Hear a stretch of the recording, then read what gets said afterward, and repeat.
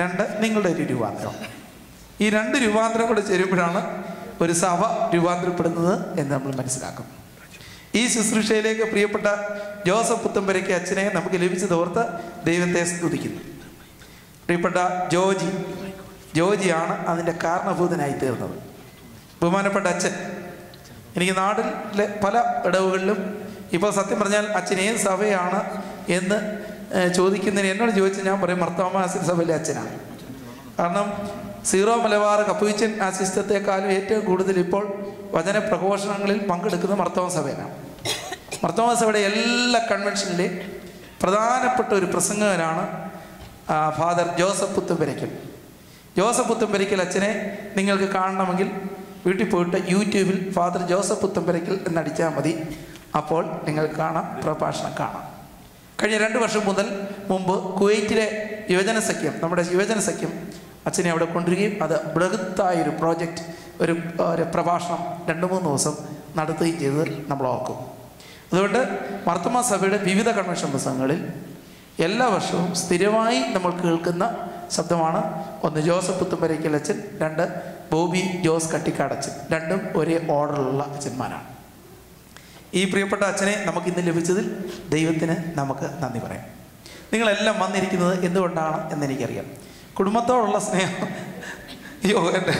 ഞങ്ങളുടെ കുടുംബം ഇന്ന് മുതൽ അങ്ങ് ശരിയാണ്, അതാണോ വന്നിരിക്കുന്നത് ഒന്ന്. പിന്നെ അച്ഛൻ്റെ ഒരു പ്രത്യേകത, ഒരു ട്രേഡ് മാർക്കുണ്ട്. കയറുമ്പോൾ മുതൽ ചിരിക്കാം, തുടങ്ങുമ്പോൾ ചിരിക്കാം. ഇനി ആ ചിരിക്കാനാണോ വന്നിരിക്കുന്നത്? ചിരിക്കാനാണ് വന്നിരിക്കുന്നത് എങ്കിൽ ഈ ധ്യാനത്തിൻ്റെ കൊണ്ട് ഗുണമില്ല. എന്നാൽ അച്ഛൻ ഈ ചിരിക്കകത്തൂടെ പറയുന്ന ചില കാര്യങ്ങളുണ്ട്.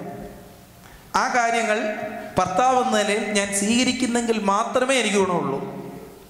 ഭാര്യ എന്ന നിലയിൽ സ്വീകരിക്കുന്നെങ്കിൽ മാത്രമേ ഗുണമുള്ളൂ. കുടുംബത്തെ നവീകരിക്കാൻ തക്കവണ്ണം അച്ഛൻ്റെ ഈ വചനങ്ങൾ നമ്മുടെ ഉള്ളിൽ കയറിയെങ്കിൽ മാത്രമേ ഗുണമുള്ളൂ. അല്ല എങ്കിൽ ഇത് വേസ്റ്റായി പോകും. അതുകൊണ്ട് നമ്മൾ പ്രാർത്ഥിക്കേണ്ടത്, ദൈവമേ എൻ്റെ കുടുംബത്തെ നവീകരിക്കണമേ. ഞാൻ ചിന്തിക്കുകയും ചെയ്യും, ഏറ്റവും കൂടുതൽ കുടുംബത്തെ പറ്റിയും കുടുംബ നവീകരണ ധ്യാനവും ഉള്ളത് കത്തോലിക്കലെ അച്ഛന്മാർക്കാണ്. അവരുടെ കുടുംബ നവീകരണ ധ്യാനം, കുടുംബത്തെ പറ്റി കൗൺസിലിങ്. എന്നാൽ അവർ വിവാഹം കഴിച്ചിട്ടും ഇല്ല. മർത്തോമാ സഭയിലെല്ലാം വിവാഹം കഴിച്ചിട്ടും കുടുംബ നവീകരണ ധ്യാനങ്ങൾ വളരെ കുറവാണ്. എന്നാൽ വിവാഹത്തിന് മുമ്പ് ഒരു കൗൺസിലിംഗ് നടത്തണം എന്ന് പറഞ്ഞാലും ഞെക്കിപ്പഴിപ്പിച്ചാണ് വിളിച്ചു വന്നാൽ നടത്തുന്നത്. അപ്പോൾ ദിസ് ചർച്ച് ഓൾവേസ് എപ്പോഴും ആഗ്രഹിക്കുന്നത് കുടുംബങ്ങൾ ശക്തമായെങ്കിലേ സഭ ശക്തമാകുന്നു എന്നുള്ളൊരു വലിയ ധാരണയാണ്. അതുകൊണ്ട് ഈ അച്ഛന്മാരെ എന്നും എല്ലാ വർഷവും കുടുംബ നവീകരണ ധ്യാനവും ആന്തരിക നവീകരണ ധ്യാനവും എല്ലാം കൃത്യമായി നടത്താറുണ്ട്. ഈ പ്രിയപ്പെട്ട അച്ഛൻ കഴിഞ്ഞ 9 വർഷം കൊണ്ട് അമേരിക്കയുടെ വിവിധ പ്രദേശങ്ങളിൽ വന്ന് ധ്യാനം നടത്തി പോകുന്നു.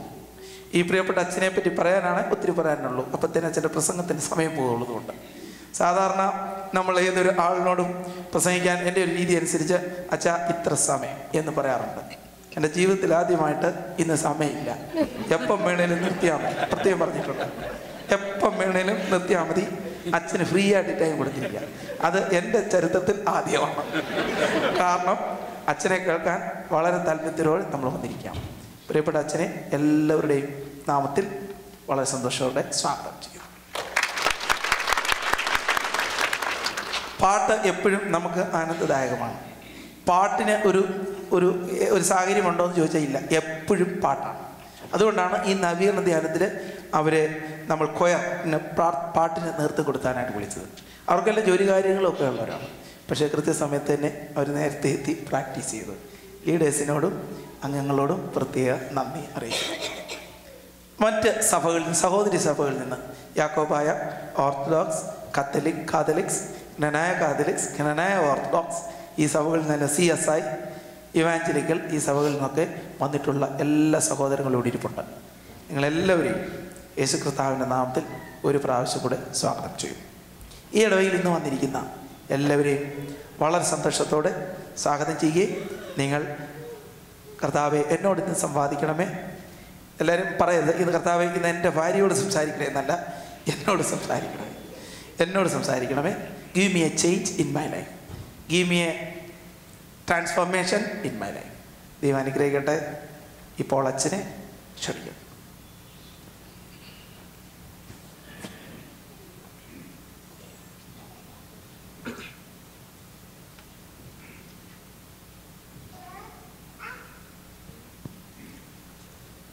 സ്നേഹ ബഹുമാനപ്പെട്ട അച്ഛ, പ്രിയ സഹോദരി സഹോദരന്മാർ,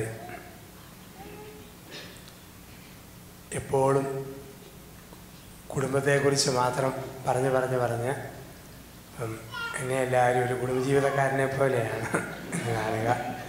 ഞാൻ ഓർക്കുന്നു, ചെങ്ങന്നൂർ ക്രിസ്ത്യൻ കോളേജിൽ വെച്ച് മർത്തോമാ സഭയുടെ ദമ്പതി സംഗമം, 1000-ഓളം ദമ്പതിമാരുണ്ട്.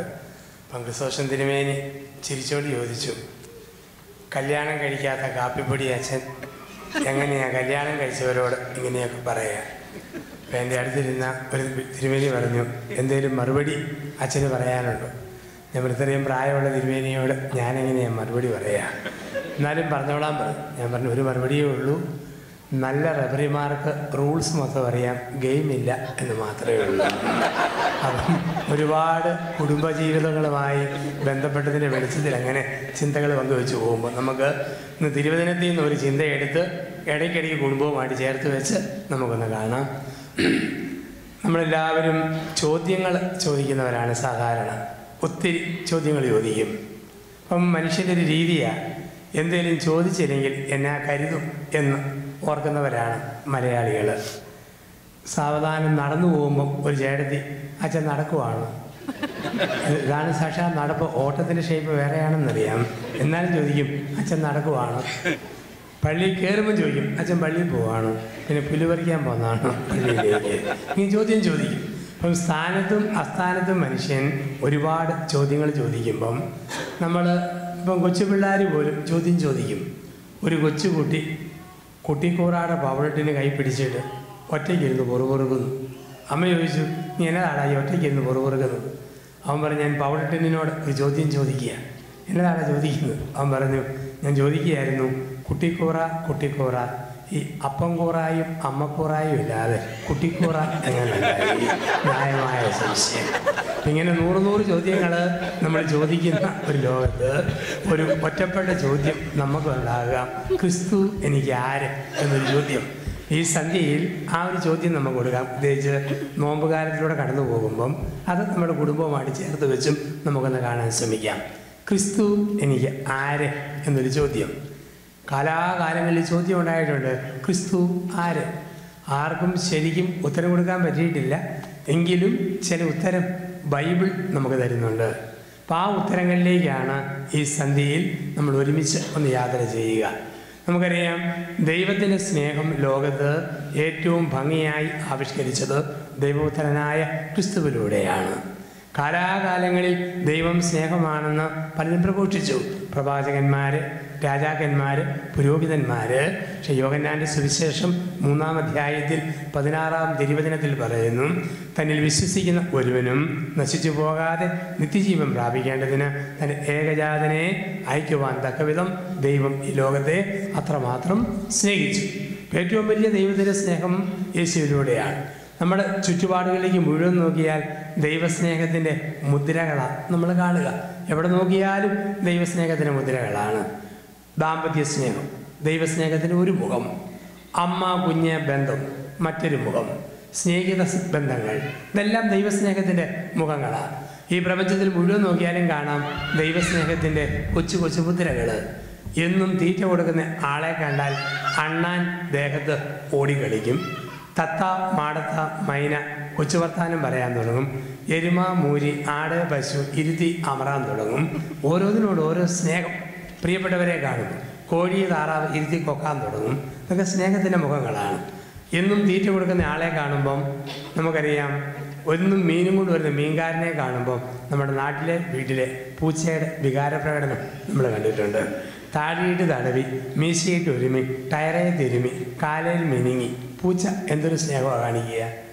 എന്നും തീറ്റ കൊടുക്കുന്ന ആളെ കണ്ടാൽ ആൾ ചവിട്ട് കൊടുത്താൽ പോലും വീട്ടിലെ പട്ടിക്ക് ഒരു പ്രതിഷേധവും ഇല്ല. ചമ്മിയ ചിരിയുമായി സാഷ്ടാംഗ പ്രണാമം ചെയ്തിട്ട് തൊഴിച്ചവൻ്റെ മുമ്പിലേക്ക് ഇട്ട എഴുതുന്ന പോലെ വട്ടം ചുറ്റി പട്ടി കറങ്ങിയെത്തും. ഒരു പട്ടിയുടെ സ്നേഹം. ഞാൻ തിരുവനന്തപുരത്തെ ഞങ്ങളുടെ ആശ്രമത്തിൽ കട്ടപ്പനയുള്ള എൻ്റെ തറവാട്ട് വീട്ടിൽ നിന്നും ഒരു പട്ടിക്കുഞ്ഞിനെ കൊണ്ടുവന്ന് വളർത്തി. 6-7 മാസം ആശ്രമത്തിലെ തീറ്റ നിന്നപ്പം പട്ടി മുഴുത്തു, ദേഹം കൊഴുത്തു, കക്ഷിയാകും മെഴുത്തു. 1 വയസ്സായപ്പോൾ ഉഗ്രം പട്ടി, ഊറ്റംകൊര. കൊരയെന്ന് വെച്ചാൽ ചില്ലറ കൊരയല്ല, പെരുന്നാളിന് കതിനാവടി പൊട്ടുന്ന പോലെ നല്ല മുഴക്കമുള്ള കൊര. പക്ഷേ സാവധാനം പിടികിട്ടി മുഴുപ്പും ഷേപ്പും കൊരയുണ്ടെങ്കിലും കക്ഷി ശുദ്ധ പൊട്ടനായിരുന്നു. യാതൊരു വിവരവുമില്ല.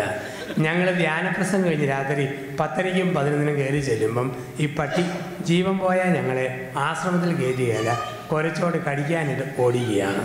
പിന്നെ കമ്പേ കൊഴി കല്ലേ തുടങ്ങിയ മാരക ആയുധമായിട്ട് നേരിടാൻ മാത്രം കഷ്ടപ്പെട്ട് ആശ്രമത്തിൽ കടന്നുകൂടാം. അതേസമയം ഒരു പരിചയമില്ലാത്ത അപരിചിതർ ഏത് പാതിരാത്രിക്ക് വന്നാലും കൃത്യമായ സ്വാഗതം. മലന്ന് കിടന്ന് കാലും കൈയും പൊക്കി പിടിച്ച് കാലിനടിക്ക് തിരികെ കയറ്റി വന്നയാളെ വരാന്തേ കയറ്റാതെ പട്ടിക്ക് ശ്വാസം വീഴുകയില്ല. നമ്മൾ കില്ലപ്പട്ടി പഞ്ഞപ്പട്ടി ഇതിനെ തല്ലി കൊന്നാലോ. ഇപ്പോൾ കൂടെയുള്ള വെല്ലിച്ചൻ പറഞ്ഞു, എന്തിനാ അരിച്ചപ്പെടുന്നത്? മനുഷ്യരല്ലല്ലോ, പട്ടിയല്ലേ, കാത്തിരിക്കാം, മാനസാന്തരം ഉണ്ടായാലോ. അതൊരു ഇടവപ്പള്ളിയും കൂടാ. ഞായറാഴ്ചകളിൽ 100-500 പേര് വരും. ആൾക്കാർ വന്നിട്ട് മുമ്പിൽ പട്ടി നോക്കി നിൽക്കും. പെണ്ണുങ്ങളുടെ ദേഹത്ത് നിന്ന് എന്തെങ്കിലും കൊഴിഞ്ഞു പോയാൽ അത് മാത്രം ഈ പട്ടി കൃത്യമായിട്ട് പെറുകിയെടുക്കും. കൊച്ചു പെൺപിള്ളാരുടെ റിബണ്, സ്ലൈഡ്, സെറ്റിപ്പിന്നെ, കൊച്ചു തൂവാല, മുടുത്ത പെണ്ണുങ്ങൾ കേരളത്തിൽ മുടിപ്പുറകിൽ മുറുക്കിക്കെട്ടുന്ന മുടുത്ത കൊടശീല പോലെ ഹെയർ ബാൻഡ്, ഇതെല്ലാം പട്ടി പെറുകിയെടുക്കും. തിങ്കളാഴ്ച രാവിലെ ഞങ്ങൾ അച്ഛന്മാർ എഴുന്നേറ്റ് വരുമ്പം കാണുന്ന കാഴ്ച, സ്കൂൾ അസംബ്ലിക്ക് പിള്ളേരെ നിരത്തി പോലെ പെണ്ണുങ്ങളുടെ പറഞ്ഞു പോയ സാധനങ്ങൾ മൊത്തം പട്ടി ഇങ്ങനെ നിരത്തി വെച്ചിരിക്കും. ഞാൻ പറഞ്ഞു, കില്ലപ്പെട്ടി മഞ്ഞപ്പെട്ടി ഒന്നെങ്കിൽ വെടിവെക്കണം, അല്ലെ കരഞ്ഞടിച്ച് കൊല്ലിക്കണം. അപ്പോൾ കൂടെയുള്ള വെല്ലിച്ചൻ പറഞ്ഞു, എന്തിനാ പട്ടിയോട് അരിശപ്പെടുന്നത്? നമ്മൾ കത്തോലിക്ക അച്ഛന്മാർക്ക് ഇത് കൂട്ട് ഐറ്റങ്ങളൊക്കെ കയ്യിലെടുക്കാനും തൊടാനും ഭാഗ്യമില്ലാത്തതുകൊണ്ട് ദൈവം തന്ന പട്ടിയാണ് ഓർത്ത് നമുക്കിതിനെ ശരിക്കും തീറ്റ കൊടുത്ത് വളർത്തിക്കൊണ്ട് വരാം. അങ്ങനെ ഇരിക്കെ കൊട്ടിയത്ത് നേഴ്സുമാരുടെ ധ്യാനം നടക്കും. ഒരു ദിവസം ടാക്സിക്കാരെ ഞാനിങ്ങനെ കൊട്ടിയത്തിന് പോകുമ്പം പട്ടിയെ കാറെ കയറ്റി പിൻസീറ്റിൽ പട്ടിയെ ഇരുത്തു. റൊട്ടി കഷ്ണം പട്ടിയെ മണപ്പിച്ചു. റൊട്ടി മണത്ത പട്ടി കാറിൻ്റെ പിൻസീറ്റിൽ സ്വസ്ഥമായിട്ടിരുന്നു. ഒരു 20 കിലോമീറ്റർ കഴിയുമ്പം പോത്തൻകോട് എന്നൊരു സ്ഥലം. അവിടെ ചെന്നപ്പോൾ ഒരു കശാപ്പ് കട. സന്ധ്യ മയങ്ങിയ സമയം ഒരു കാറിൻ്റെ ഡോറ് തുറന്നു. എല്ലുമുട്ടിയുടെ മണം പിടിച്ച പട്ടി ഇരുട്ടിലേക്ക് ഒരു ചാട്ടം. ഡോറടച്ച് ശല്യത്തെ ഒഴിവാക്കി രക്ഷപ്പെട്ടു. 1.5 മാസം കഴിഞ്ഞ് പോത്തൻകോട് ഒരു വലിയ ബൈബിൾ കൺവെൻഷൻ. അതിൻ്റെ സമാപന പ്രസംഗത്തിന് എന്നെയാണ് വിളിച്ചിരുന്നത്. രാത്രി 7:30 സ്റ്റേജിൽ കയറുന്നതിന് മുമ്പ് ചൂടുവെള്ളത്തിൽ നാരങ്ങാനീര് പിഴിഞ്ഞ് കുടിക്കുമ്പം ലോഹയുടെ അറ്റത്ത് ശക്തമായൊരു മുട്ട ഒരു തട്ട്. ഞാൻ കുനിഞ്ഞു നോക്കുമ്പം 1.5 മാസം മുമ്പ് കുടിയിറക്കിവിട്ട കക്ഷി ഉണ്ട ചോറിന് കൂറ് പ്രഖ്യാപിക്കാൻ വാരുവാട്ടി കാലും നോക്കി വരുന്നു. ഒരു പട്ടിയുടെ സ്നേഹം. പുഴ കടത്തിയാൽ പൂച്ച നീന്തിയെത്തും, നാട് കടത്തിയാൽ പട്ടി ഓടിയെത്തും. ജീവജാലങ്ങളുടെ സ്നേഹം. ആ സ്നേഹത്തിൻ്റെ ഗ്രേഡ് കൂടുമ്പം ഭാര്യയ്ക്ക് വേണ്ടി മരിക്കുന്ന ഭർത്താവ്, ഭർത്താവിന് വേണ്ടി മരിക്കുന്ന ഭാര്യ, മക്കൾക്ക് വേണ്ടി മരിക്കുന്ന മാതാപിതാക്കൾ എങ്കിൽ സൃഷ്ടാവിൻ്റെ സ്നേഹം എത്ര വലുത് നമ്മൾ ഓർക്കുകയാണ്. ആ സ്നേഹത്തിൻ്റെ ഒരു വലിയ പ്രകടനം നമ്മൾ കാണുന്നത് ക്രിസ്തുയേശുവിലൂടെയാണ്. ദൈവം, സൃഷ്ടാവായ ദൈവം സൃഷ്ടികളായ മനുഷ്യനെ എത്രമാത്രം സ്നേഹിക്കുന്നു എന്ന് കാണിക്കുവാൻ ദൈവത്തിൻ്റെ പുത്രനായ യേശുവിലേക്ക് തിരിഞ്ഞാൽ നമുക്ക് കാണാം. അവിടെയാണ് യേശുവിനെ കുറിച്ചുള്ള ഒരു ചിന്തയിലൂടെ കടന്നു പോകുമ്പോൾ കർത്താവായ യേശു എനിക്ക് ആര് എന്ന് ചോദിക്കുമ്പോൾ നമ്മൾ കണ്ടെത്തുന്നു, എൻ്റെ ജീവിതത്തിൽ 7 അധികാരങ്ങൾ ഉള്ളവനാണ് യേശു.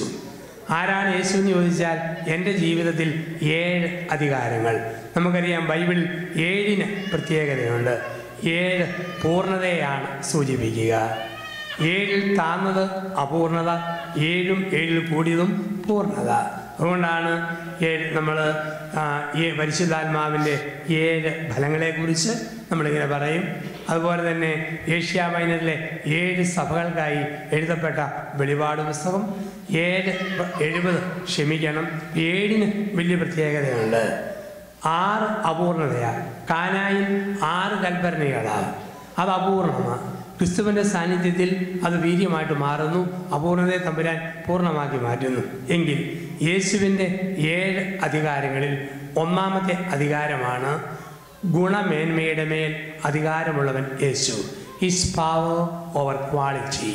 ഗുണമേന്മയുടെ മേൽ അധികാരമുള്ളവൻ യേശു. His power over quality.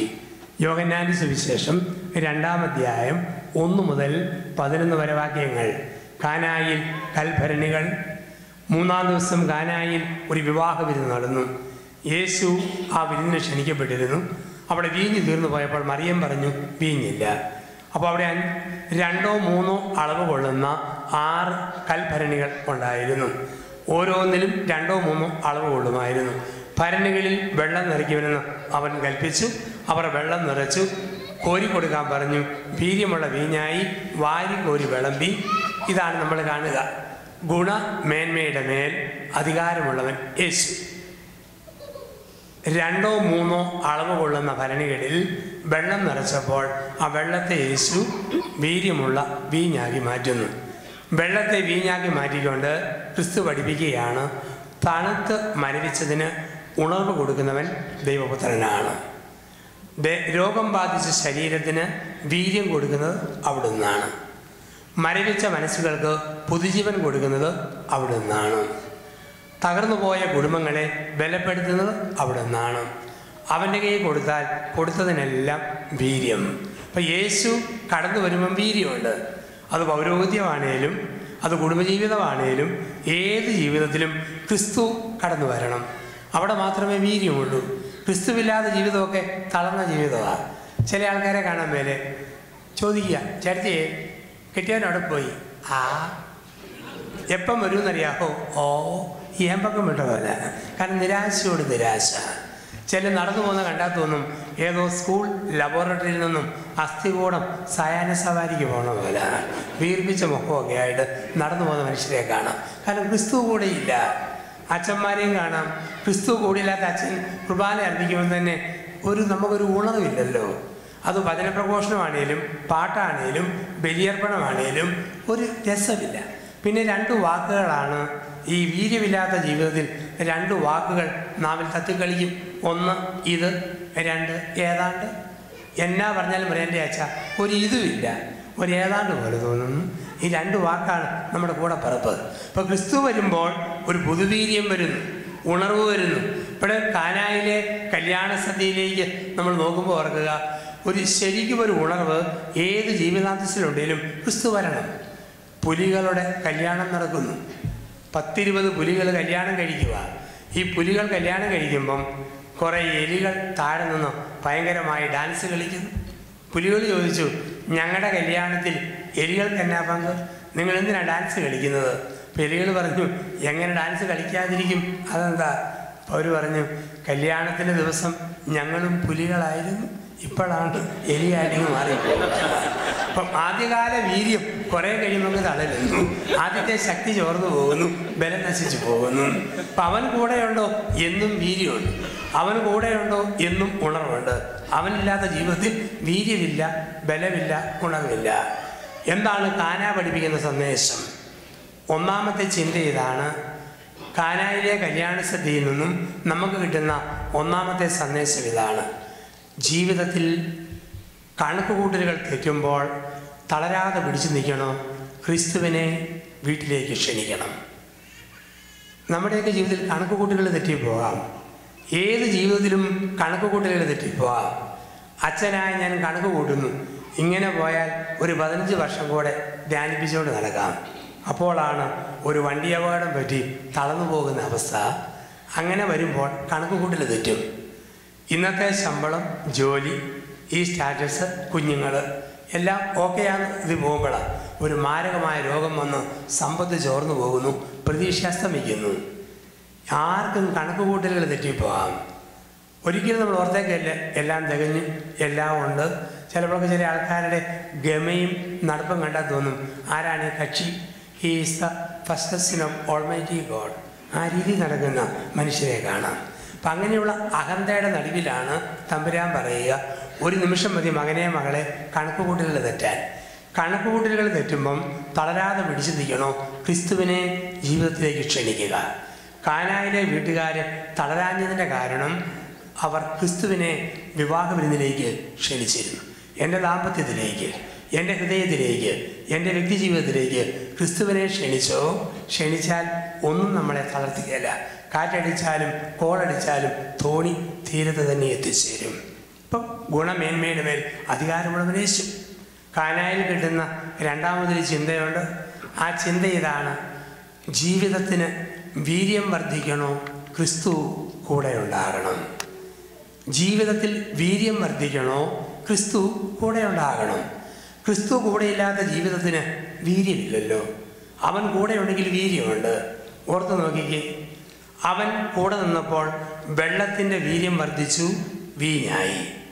അവൻ അച്ഛൻ്റെ കൂടെ ആൾക്കാരെ നിൽക്കുമ്പം വീഞ്ഞിൻ്റെ വീര്യം വർദ്ധിച്ചു, ക്രിസ്തുവിൻ്റെ രക്തമായിട്ട് അത് മാറും. അവൻ കൂടെ ഇല്ലെങ്കിൽ രക്തം വെറും വീഞ്ഞ്, വീഞ്ഞ് വെറും വെള്ളം. ക്രിസ്തു കൂടെയുണ്ടോ വീര്യമുണ്ട്. അത് കുടുംബത്തിലാണേലും പൗരോഹിത്യത്തിലാണേലും എവിടെയാണെങ്കിലും ഏത് ജീവിതാന്തസ്സിലും വീര്യം പകരുന്നത് ക്രിസ്തുവിൻ്റെ പ്രസൻസാണ്. അവൻ്റെ പ്രസൻസ് ഇല്ലെങ്കിൽ വീര്യം ചോർന്നു പോകും. ജീവിതത്തിന് വീര്യം തരുന്നവൻ ക്രിസ്തുവാണ്. അതുകൊണ്ടാണല്ലോ ക്രിസ്തുവിൻ്റെ ആത്മാവ് കൂടെ വന്നപ്പോഴാണ് റോമൻ ചരിത്രത്തെ കിടുകിടാ വിറപ്പിച്ച റോമിൻ്റെ ഏകഛത്രാധിപതി നീറോയുടെ മുമ്പിൽ പത്രോസ് പറഞ്ഞു, ഞാൻ അവനെ അറിയും. നമ്മുടെ ഉപദേശിമാർ, നമ്മുടെ വൈദികർ, നമ്മുടെ പ്രേക്ഷിതരായ ശുശ്രൂഷകർ, എവിടുന്നാ വീര്യം? ക്രിസ്തു കൂടെയുണ്ടോ നമുക്ക് വീര്യമുണ്ട്. ഇന്ന് ക്രിസ്തു നഷ്ടപ്പെട്ട ലോകത്തിലല്ലേ നമ്മൾ ജീവിക്കുക. ഒരുപാട് നമുക്കറിയാം, ഇന്ന് ലോകം ആഗ്രഹിക്കുന്നത് ഒരു ടി വിയിൽ പ്രസംഗിക്കുന്ന ഒരു പുതിയ പാസ്റ്ററെ അല്ല, ഒരു പുതിയ സഭയും പൊക്കിപ്പിടിച്ച് വരുന്ന ഒരു വ്യക്തിയല്ല. ഇന്ന് ലോകം പറയുന്നത് നിങ്ങൾ പറയണ്ട, കാണിക്കുക. അച്ഛന്മാരോടൊക്കെ ഇത് ലോകം പറയുന്നതാ, നിങ്ങളധികം പറയണ്ട, കാണിക്കുക. Don't teach us, please show us. ക്രിസ്തുവിനെ ഒന്ന് കാണിക്കാൻ ആൾക്കാരില്ല. ഇഷ്ടംപോലെ പ്രഘോഷകരുണ്ട്, പല പല രീതിയിൽ എല്ലാവരും പറയും. അവിടെയാണ് പറയുക, വീര്യം ചോർന്നു പോയവരാ. അപ്പം നമുക്കറിയാം ക്രിസ്തുവിൻ്റെ ഉത്ഥാനമാണ് നമ്മുടെ വീര്യത്തിൻ്റെ ഉറപ്പ്. നമുക്കറിയാം യേശുവിൻ്റെ ഉയർപ്പൊക്കെ എത്ര മനോഹരമായിട്ടാണ്. അരിമത്യാക്കാരൻ ജോസഫ് ക്രിസ്തുവിന് കല്ലറ കൊടുത്തു. ആദ്യത്തെ ദുഃഖവെള്ളിയാഴ്ച ആൾക്കാർ ചോദിച്ചു, നീ എന്നാ പൊട്ടനാ ജോസഫ്, ഇത്രയും പാവപ്പെട്ടവന് ഇത്രയും വില കൂടിയ കല്ലറ കൊടുക്കേണ്ട കാര്യം വല്ലതും ഉണ്ടായിരുന്നു? കുറേ കൂടെ പണക്കാരന് കൊടുത്തിരുന്നെങ്കിൽ കൂടുതൽ കാശ് കിട്ടിയാലായിരുന്നു. എന്തിനാ ആശാരിച്ചെറുക്കന് നിൻ്റെ കല്ലറ ചെറിയ തുകയ്ക്ക് കൊടുത്തത്? പരിമത്യക്കാരൻ ജോസഫ് പറഞ്ഞു, ഞാൻ കണക്ക് കൂടാതെ കൊടുത്തതൊന്നുമല്ല.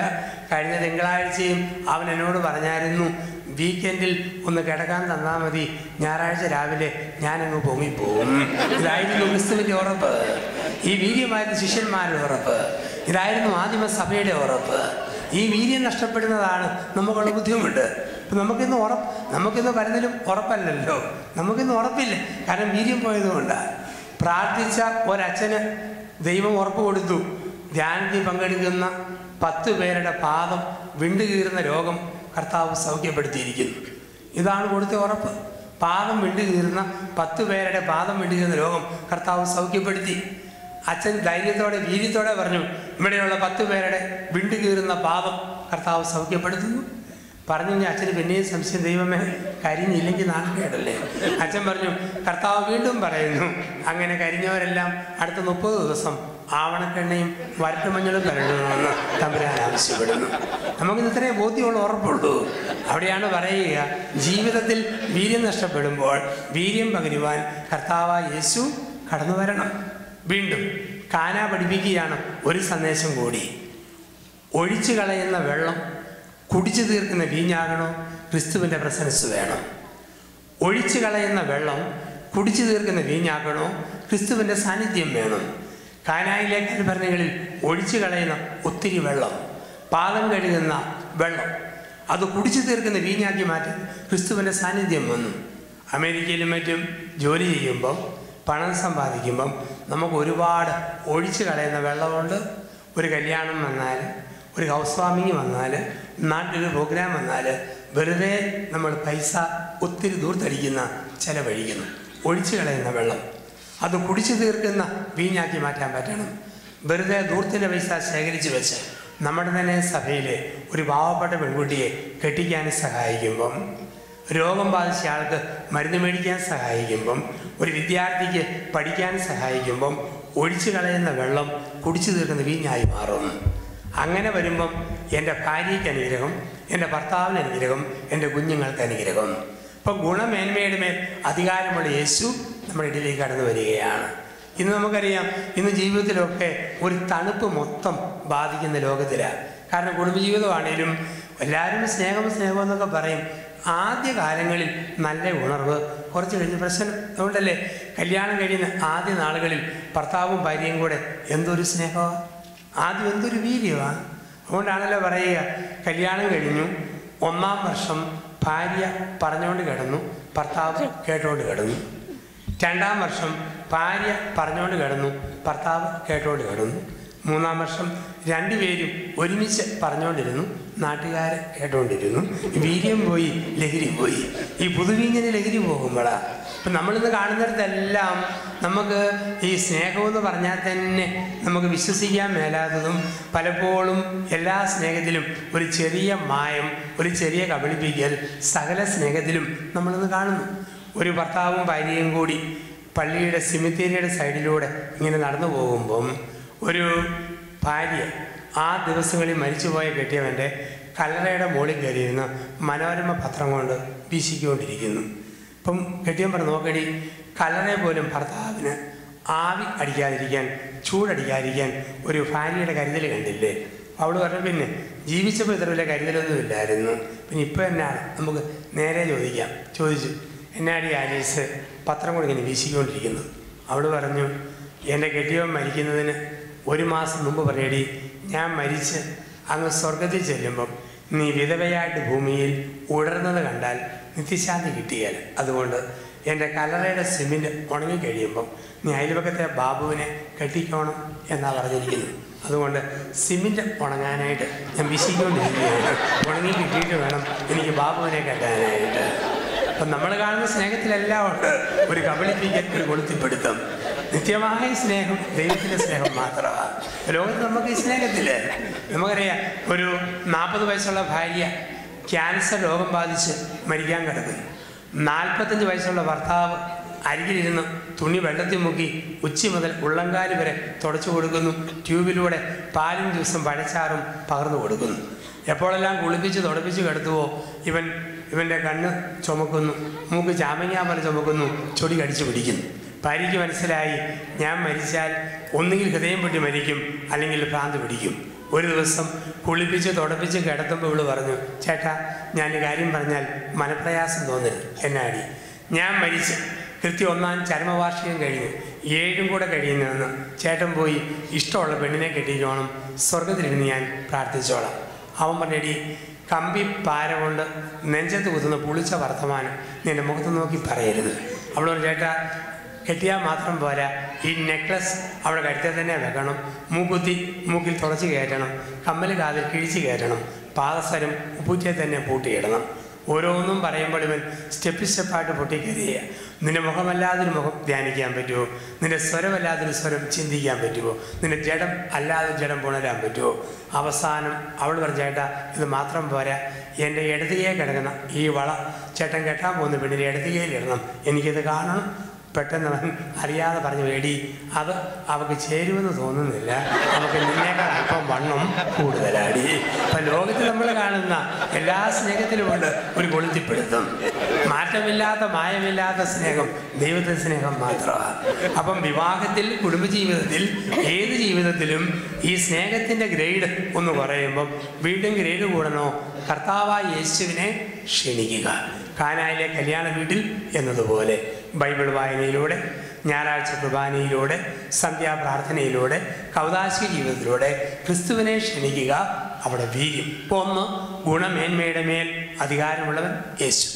2, യേശുവിൻ്റെ 2ാമത്തെ അധികാരം ബൈബിളിൽ നമ്മൾ കാണുന്നത് ദൂരത്തിൻ്റെ മേൽ അധികാരമുള്ളവൻ യേശു.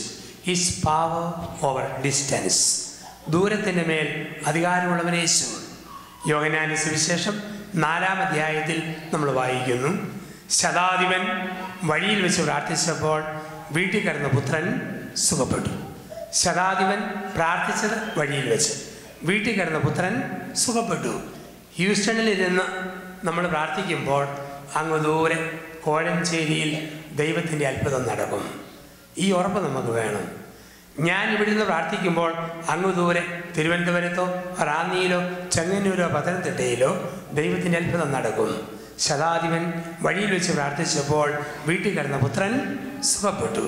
അപ്പം നമുക്ക് ഇസ് പവർ ഓവർ ഡിസ്റ്റൻസ്. ഇപ്പം നമ്മുടെയൊക്കെ പ്രാർത്ഥനയെക്കുറിച്ച് കൂടി ഓർക്കുക. എൻ്റെ ഭർത്താവ് ഒരു യാത്രയിലായിരിക്കുമ്പോൾ ഭാര്യ വീട്ടിൽ നിന്ന് പ്രാർത്ഥിച്ചാൽ യാത്രയിലായിരിക്കുന്ന ഭർത്താവിന് ദൈവത്തിൻ്റെ കരുതലും സംരക്ഷണവും ലഭിക്കും. എൻ്റെ കുഞ്ഞുങ്ങൾ എവിടെയോ പഠിച്ചുകൊണ്ടിരിക്കുന്നു, ഒരമ്മ അപ്പൻ ഇവിടെ നിന്ന് പ്രാർത്ഥിക്കുമ്പോൾ ദൂരെയുള്ള കുഞ്ഞുങ്ങളുടെ മേൽ അനുഗ്രഹം വരുന്നു. ഈ ഒരു ബോധ്യം നമ്മുടെ ജീവിതത്തിൽ എപ്പോഴും വേണം. പ്രാർത്ഥനാ ജീവിതത്തിൽ ആ ഒരു വലിയ ഉറപ്പും ബോധ്യവും നമ്മൾ സൂക്ഷിക്കണം. നമ്മുടെയൊക്കെ പ്രാർത്ഥന എന്ന് പറഞ്ഞാൽ മഴ പെയ്യുന്നത് പോലെയാണ്. എങ്ങനെയാണ് മഴ പെയ്യുക? വെള്ളം നീരാവിയായിട്ട് വീഴുന്നു, മഴമേഘമായിട്ട് വെട്ടിക്കിടക്കുന്നു, മഴത്തുള്ളിയായിട്ട് പെയ്തിറങ്ങുന്നു. അതുപോലെ ഹ്യൂസ്റ്റണിൽ ഇവിടെ ഇരുന്ന് നമ്മൾ പ്രാർത്ഥിക്കുമ്പോൾ നമ്മുടെ പ്രാർത്ഥന നീരാവി പോലെ ഉയരും. ദൈവതിരുസന്നിധിയിൽ പ്രാർത്ഥനയുടെ മേഘമായിട്ട് കെട്ടിക്കിടക്കും. ആർക്കു വേണ്ടി പ്രാർത്ഥിക്കുന്നു അവരുടെ മേൽ അനുഗ്രഹത്തിൻ്റെ മഴത്തുള്ളിയായി പെയ്തിറങ്ങും. അനാവശ്യമായി നമ്മളെ ആരെയും വേദനിപ്പിച്ചാൽ പ്രതികാരത്തിനൊന്നും പോകരുത്. തമ്പുരാനെയെന്ന് ഉള്ളുനീറി പ്രാർത്ഥിച്ചാൽ മതി. വേദനിപ്പിച്ച വ്യക്തിയുടെ മേൽ അതൊരു ഇടുത്തി പോലെ തിരിച്ചു വരും. മഴ പെയ്യുന്നത് പോലെയാണ് നമ്മുടെ പ്രാർത്ഥന. അനാവശ്യമായിട്ട് വേദനിപ്പിക്കുന്നവരോട് വാശി തീർക്കരുത്. വിട്ട് തമ്പുരാന് കൊടുക്കുക. ആ വ്യക്തിക്ക് ദൈവം കാണിച്ചു കൊടുക്കും അടയാളങ്ങൾ. അപ്പം ദൂരത്തിൻ്റെ മേൽ അധികാരമുള്ളവൻ യേശു. അപ്പം ജീവിതത്തിൽ ഒരു പ്രാർത്ഥനാ കൾച്ചർ, ഒരു പ്രാർത്ഥനാ സംസ്കാരം നമ്മൾ സൂക്ഷിക്കുക. ആ പ്രാർത്ഥന എൻ്റെ ജീവിത പങ്കാളിയുടെ മേൽ, എൻ്റെ കുഞ്ഞുങ്ങളുടെ മേൽ അനുഗ്രഹമായി കടന്നു വരും. അപ്പോൾ 1 ഗുണമേന്മകളുടെ മേൽ സ്വാധീനം, 2 ദൂരത്തിൻ്റെ മേൽ അധികാരമുള്ളവൻ യേശു, 3 ഹിസ് പവർ ഓവർ ടൈം, സമയത്തിൻ്റെ മേൽ അധികാരമുള്ളവൻ യേശു. യോഹന്നാൻ്റെ സുവിശേഷം 5-ാം അധ്യായം 1 മുതൽ 18 വരെ.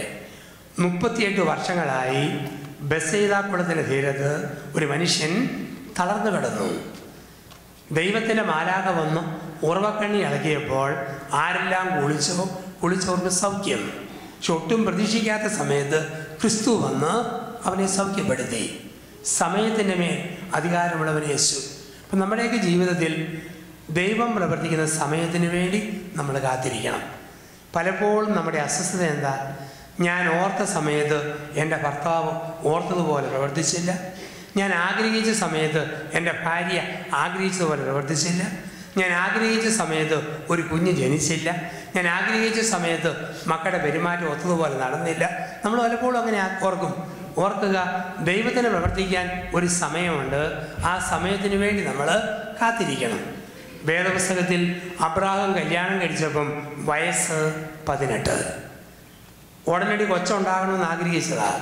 പക്ഷേ കൊച്ചുണ്ടാകുമെന്ന് വാഗ്ദാനം ലഭിച്ചപ്പം വയസ്സ് 75. 57 വർഷം കാത്തിരുന്ന് കഴിഞ്ഞാണ് ദൈവത്തിൻ്റെ വാഗ്ദാനം. കൊച്ചുണ്ടായതോ വാഗ്ദാനത്തിൻ്റെ സിൽവർ ജൂബിലി ആഘോഷം നടത്തുന്ന 100-ാം വയസ്സിൽ. നീണ്ടകാലം കാത്തിരുന്നു. നമ്മളൊക്കെ കാത്തിരിക്കുന്നവരാ. എയർപോർട്ടിൽ പ്ലെയിൻ കാത്തിരിക്കുന്നവർ, ബസ് സ്റ്റാൻഡിൽ ബസ് കാത്തിരിക്കുന്നവർ, ഒരു ടെലിഫോൺ കാത്തിരിക്കുന്നവർ, ആശുപത്രിയിൽ നിന്ന് ഡോക്ടറുടെ വരവ് കാത്തിരിക്കുന്നവർ, ഒരു ചെക്കപ്പിൻ്റെ റിസൾട്ട് കാത്തിരിക്കുന്നവർ, നമ്മളൊക്കെ കാത്തിരിക്കുന്നവരാ. അപ്പം അങ്ങനെ കാത്തിരിക്കുമ്പോഴാണ് പറയുക, തമ്പുരാൻ്റെ സമയത്തിന് വേണ്ടി കാത്തിരിക്കണം. നമ്മൾ ഓർത്ത സമയത്തല്ല ദൈവം പ്രവർത്തിക്കുക. ചിലപ്പം എൻ്റെ ഭർത്താവിൻ്റെ പെരുമാറ്റം ഭാര്യ ഓർത്തു.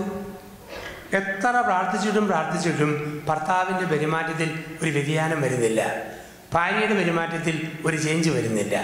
കുഞ്ഞുങ്ങളുടെ സ്വഭാവത്തിൽ പ്രാർത്ഥിച്ചിട്ടും ഒരു മാറ്റം വരുന്നില്ല. നമ്മൾ നിരാശപ്പെടും. കാരണം നമ്മൾ ഓർത്ത സമയത്ത് കാര്യം നടക്കാത്തത് കൊണ്ടാണ് നമുക്ക് നിരാശ.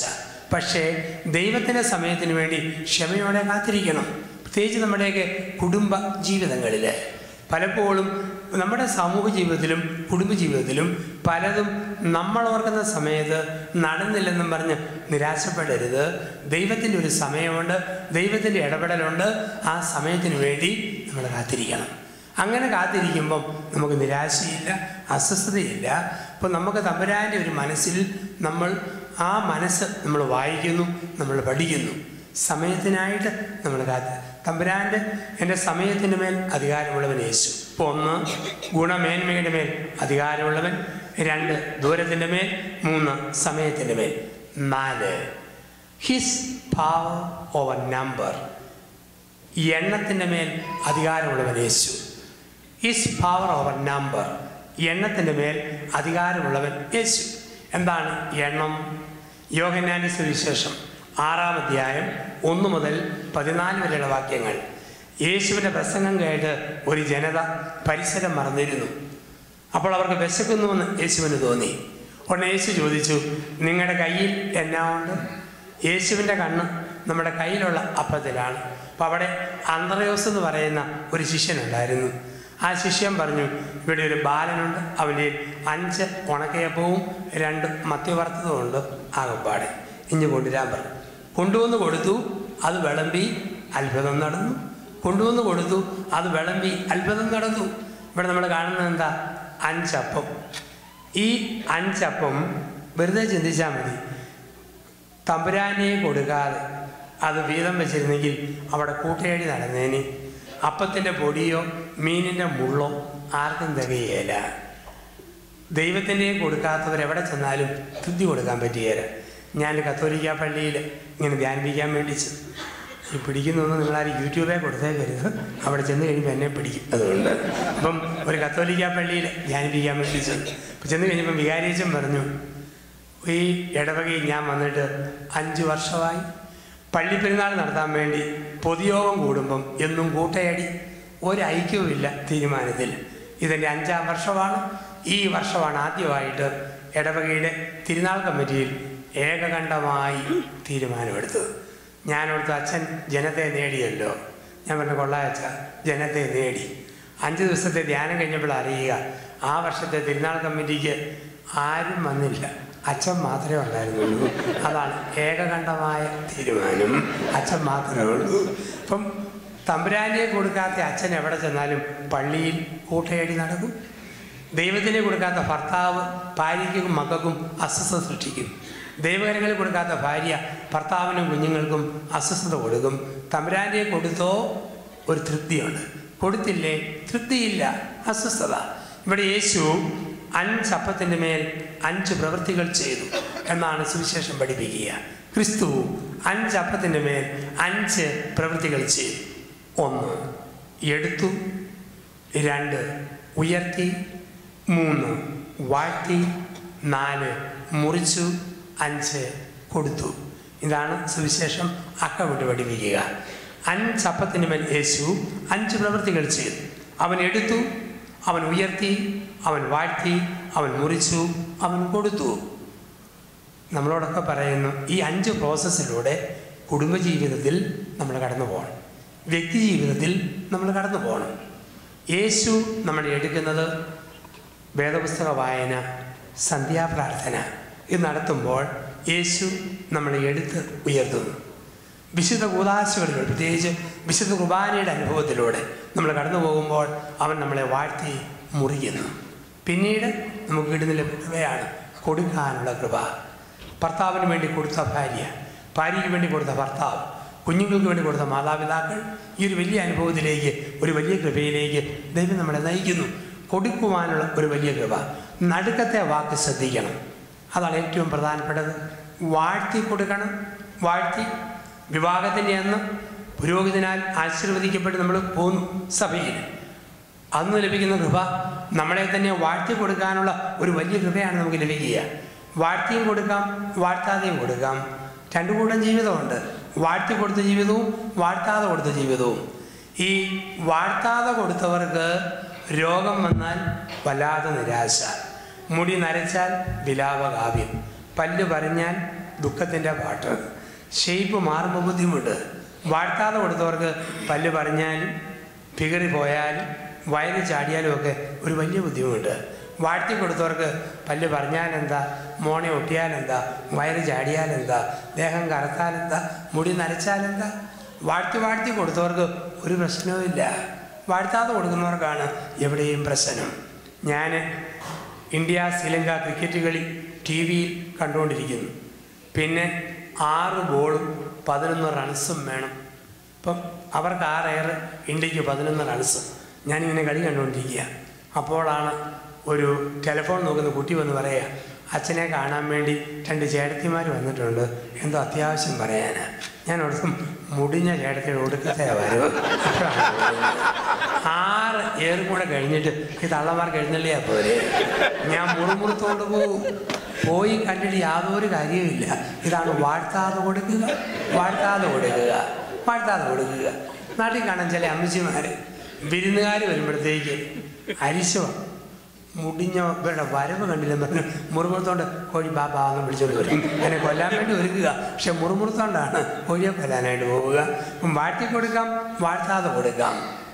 എൻ്റെ കൂടെ ഒരു സ്നേഹിതൻ ധ്യാനത്തിനൊക്കെ വരുന്നയാൾ, രോഗശാന്തി വരവുള്ള ആളാണ്. അപ്പം അടുത്ത കാലത്ത് അദ്ദേഹം പറഞ്ഞ അച്ഛ, എനിക്ക് രോഗികളുടെ മേൽ കൈവച്ച് പ്രാർത്ഥിക്കാൻ വല്ലാത്ത മടി. ഞാൻ ചെയ്തെന്താ? എൻ്റെ അച്ഛ, തലവേദന ഉള്ളവരുടെ തലയിൽ കൈവച്ച് പ്രാർത്ഥിക്കുമ്പം തല പൊട്ടുന്ന പോലെ എനിക്ക് വല്ലാതെ നൊമ്പരം. അവരുടെ തലവേദന പോകും, എനിക്ക് തലവേദന ചാടി പിടിക്കും. വയറ്റുവേദന ഉള്ളവർക്ക് കൂടി പ്രാർത്ഥിച്ചാൽ വയറ്റിൽ കൊളുത്തി പിടിക്കുന്ന പോലെ വല്ലാത്ത വയറ്റുവേദന.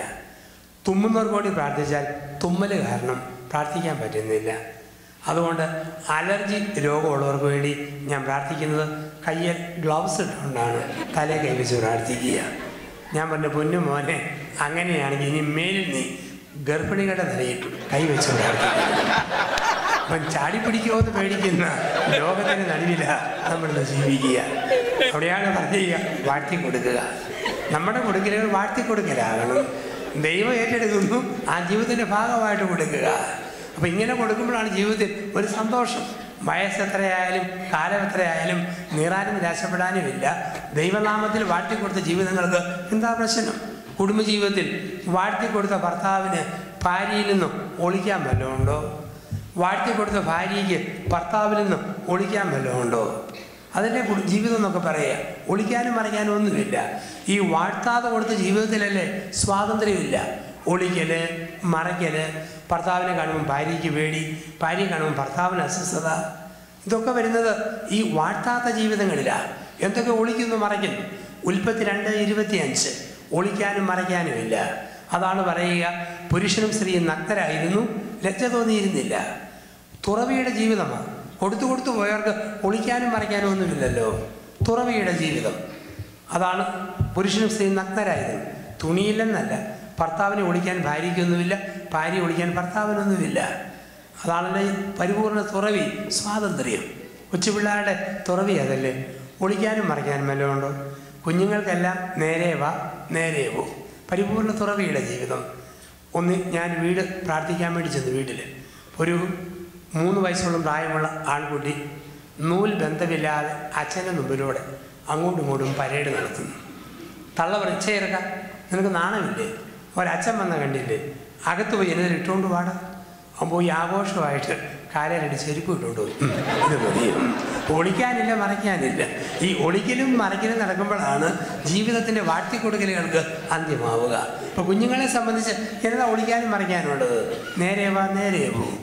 ഒരു സ്ത്രീ ഭർത്താവിൻ്റെ അടുക്കൽ ചെന്നു എന്ന് ചോദിച്ചു, കണ്ണിച്ചവരില്ലാത്ത മനുഷ്യ, തന്നെ ഇത്രയും സ്നേഹിച്ചിട്ടും താൻ ഇത് കൂട്ട് ക്രൂരത എന്നോട് കാണിച്ചു.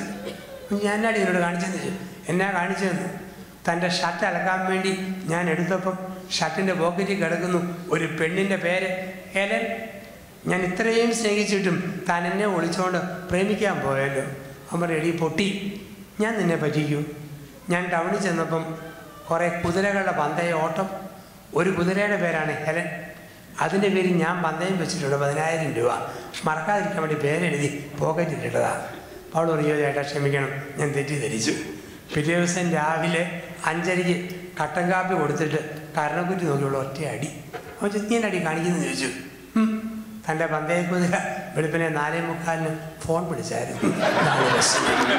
അപ്പം ഈ ഒളിക്കലും മറിക്കലുമുള്ള ജീവിതത്തിൽ അവിടെയാണ് പറയുക, ഇത് വാഴ്ത്തി കൊടുക്കുക.